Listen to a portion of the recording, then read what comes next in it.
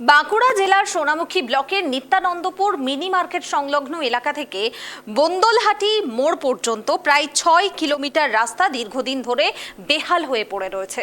রাস্তায় তৈরি হয়েছে বড় বড় গর্ত, যাতায়াতের ক্ষেত্রে চরম সমস্যায় পড়তে হচ্ছে সাধারণ মানুষদের। এই রাস্তা দিয়ে প্রতিনিয়ত হাজার হাজার মানুষ যাতায়াত করেন।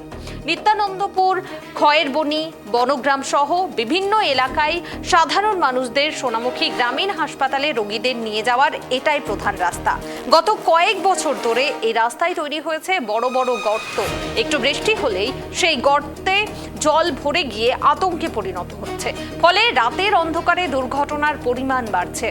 এরকম পরিস্থিতিতে সাধারণ মানুষদের একটাই দাবি, অতি দ্রুত এই রাস্তা সংস্কার করা হোক।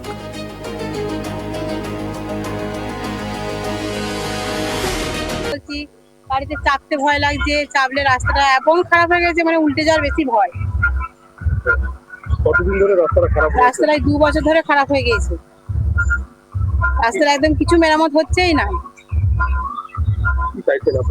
রাস্তাটা আমরা চাইছি আবার যেন ভালোভাবে ঠিক করে হয়, গাড়ি ঘোড়া ভালোভাবে চলবে, নিজেরা ভালোভাবে যেতে পারবো।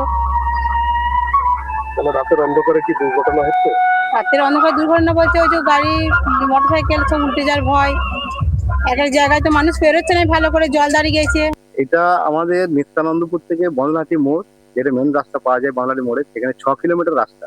এই 6 কিলোমিটার রাস্তার মধ্যে আমাদের এতটাই খানাখন্দে ভরে গেছে যে স্কুল পড়ুয়ার থেকে আমাদের আমাদের প্রেগনেন্সি ডেলিভারি পেশেন্ট নিয়ে যাওয়ার পক্ষে বিরাট অসুবিধা হচ্ছে, এবং সাধারণ মানুষ তারাও যাতায়াতের পক্ষে খুব অসুবিধার মধ্যে দিয়ে পড়ি আমরা। তো এইটা আমরা বিগত যে সরকার ছিল তাদের কাছে আমরা আবেদন রেখেছিলাম বা জানিয়েছিলাম লিখিতভাবে, কিন্তু তারা কোনোদিনই এই রাস্তার প্রতি উদ্যোগ নেয়নি। তো আমরা নতুন সরকারের কাছে আবেদন রাখবো যে এটা দ্রুত যেভাবে হোক এই রাস্তাটা যাতে সংস্কার করা যায়।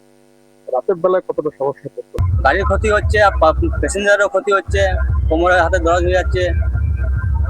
3 বছর ধরে রাস্তা খারাপ হয়ে পড়ে আছে।